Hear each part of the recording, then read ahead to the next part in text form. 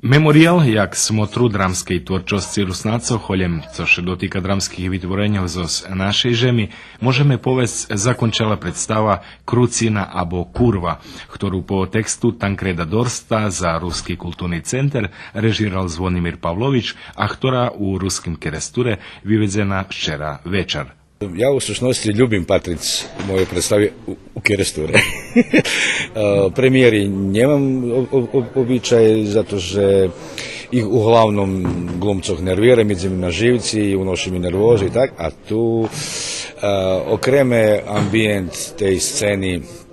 prosto odihuje za teatralnost, za kušik dušu okremnu i tako, i to prosto Šenješka vidzelo, že nie da rampi, že keď se bavi na polometera od publiki, ktorá dýcha jedno jak od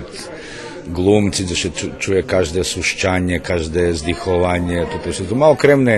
okremne svoje dožice. Fachovi žiri memorialu patraci to tu predstavu mal vypatra češku zadaču u odlučovanju koho nahradzi jak najlepšieho glumca u tým Pavlovičovým vytvorenju, tá nahradu dozveljel šitskim trom glumcom.